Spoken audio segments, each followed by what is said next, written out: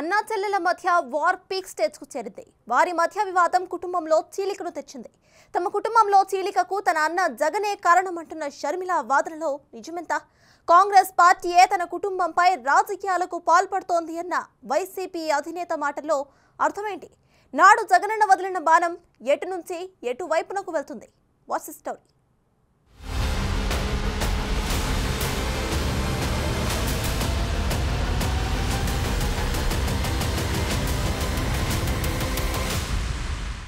Congress has got this tradition of playing dirty as far as state politics are concerned, in our states more specifically. They have divided the state for their own political gains. Unjustly divided the state, more so. Divide and rule.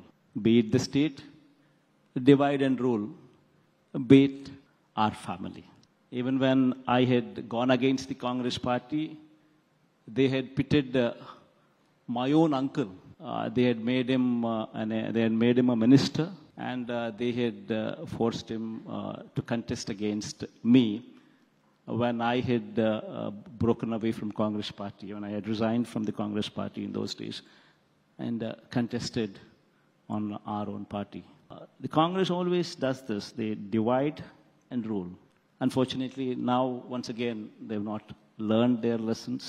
So once again, they've divided my family, brought in my sister to actually lead their party. But unfortunately, what they do not understand is ultimately there is a greater power than the Congress party or any of the parties here. There's a God there.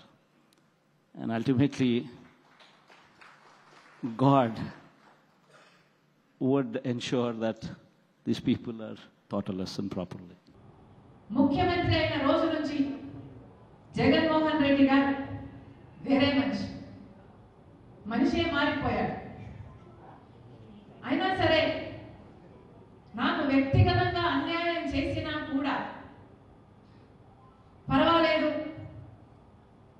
తాను మంచి ముఖ్యమంత్రి అయితే చాలు, రాజశేఖర రెడ్డి గారి పేరు నిలబెడితే చాలు, రాజశేఖర రెడ్డి గారి ఆశయాలను నిలబెడితే చాలు, ఆయన జోలికి వెళ్ళకూడదు అని, ఆయన నిజంగానే ప్రజలకు మేలు చేస్తాడు అని ఆశించారు.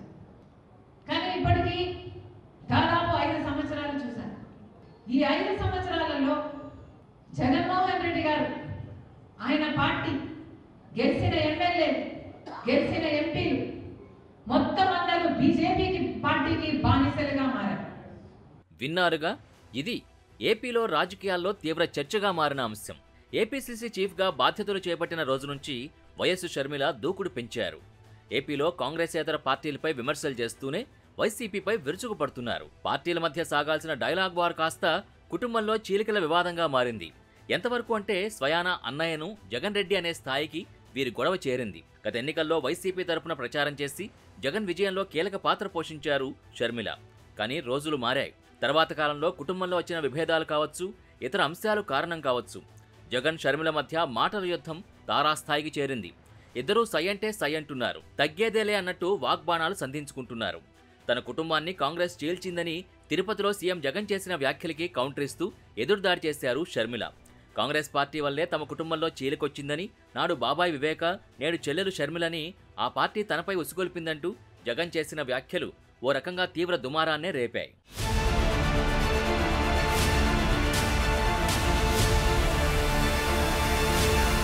జగన్ చేసిన వ్యాఖ్యలపై అదే స్థాయిలో స్పందించారు షర్మిల.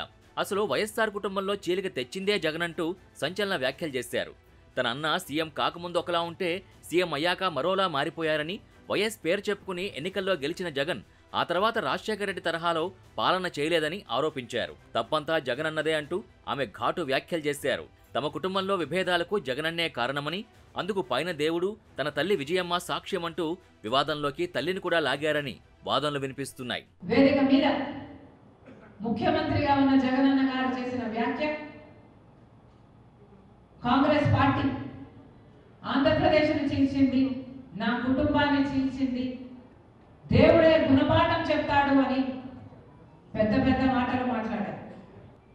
నిజానికి ఆంధ్రప్రదేశ్ ఆంధ్రప్రదేశ్ రాష్ట్రం ఇలా అభివృద్ధి లేకుండా ఇంత దయనీయ స్థితిలో ఉంది అంటే దానికి కారణం ముందు 5 సంవత్సరాలు ముఖ్యమంత్రిగా ఉన్న చంద్రబాబు గారు, ఇప్పుడు 5 సంవత్సరాలు ముఖ్యమంత్రిగా ఉన్న జగనన్న గారు.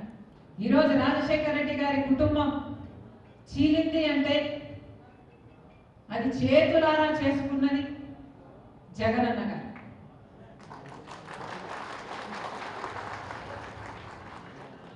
దీనికి సాక్ష్యం దేవుడు, దీనికి సాక్ష్యం నా తల్లి విజయమ్మ, రాజశేఖర రెడ్డి గారి భార్య,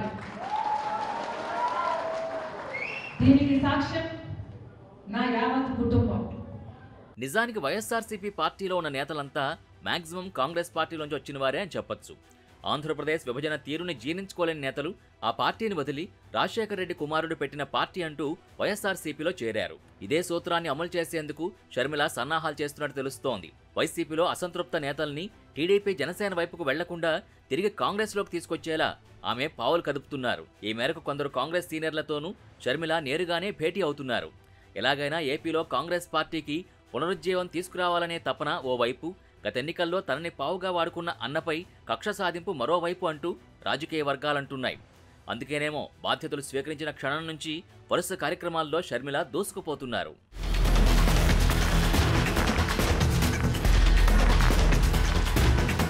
జగన్ షర్మిల ఎపిసోడ్ రాజకీయంగా రచ్చ జరుగుతుందేమో అనుకున్నారు, కానీ అది కుటుంబంలో కలహంగా మారుతుందని ఎవరూ ఊహించలేదు. ప్రస్తుతం షర్మిల జిల్లాల పర్యటనలో ఉన్నారు. అనేక అంశాలపైన ఆమె మాట్లాడుతున్నారు. ఈ నేపథ్యంలో తాను చేస్తున్న కామెంట్స్కి వైసీపీ క్యాడర్ నుంచి, లీడర్స్ నుంచి విమర్శలు వస్తాయని అందరూ అనుకున్నారు. కానీ డైరెక్ట్గా అధినేత నుంచే మాటల యుద్ధం స్టార్ట్ అయింది అంటే పరిస్థితి ఊహించవచ్చు. అయితే ఎన్నికల తరుణంలో ఇవన్నీ సహజమని కొందరు విశ్లేషకులు చెబుతున్నప్పటికీ కుటుంబ కలహాలు, కుటుంబ నేపథ్యం కూడా తెరపైకి రావడం అనేది ప్రస్తుతం ఏపీ రాజకీయాల్లో హాట్ టాపిక్గా మారింది.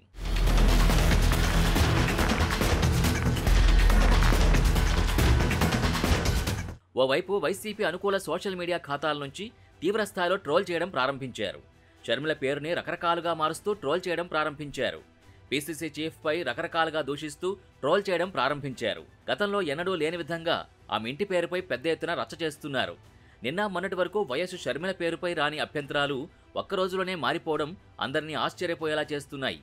షర్మిల ఇకపై భర్త ఇంటి పేరుని వాడుకోవాలని రకరకాల కామెంట్లు వెలువడ్డాయి. సోషల్ మీడియాలో తనకు, తన పార్టీ, కుటుంబానికి వ్యతిరేకంగా పోస్టులు పెట్టిన అనేక మందిపై కేసులు పెట్టి సిఐడితో ఎంక్వైరీలు జరిపించిన జగన్ తన సొంత చెల్లిపై జరుగుతున్న ప్రచారంపై నోరు మెదపకపోవడంపైన ప్రశ్నలు వినిపిస్తున్నాయి. అంటే ఇవి జగన్ టీంకి సంబంధం ఉందనే వార్తలు జోరుగా వినిపిస్తున్నాయి. రాజకీయాలంటే ఇంత దిగజారాలా? ఇంట్లో విషయాలు రోడ్డు మీద పెట్టుకోవాలా? పెట్టుకుంటేనే ఓట్లు పడతాయా అనే విమర్శలు ఉన్నాయి. పులి కడుపున పులే పుడుతుంది.